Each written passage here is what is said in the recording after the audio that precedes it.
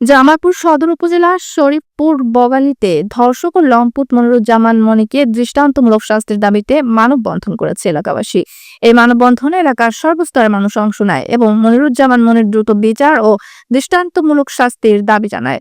স্থানীয় সূত্রে জানা গেছে, মনিরুজ্জামান মনির বিরুদ্ধে বিভিন্ন অসামাজিক কার্যকলাপ ও লম্পটতার অভিযোগ রয়েছে।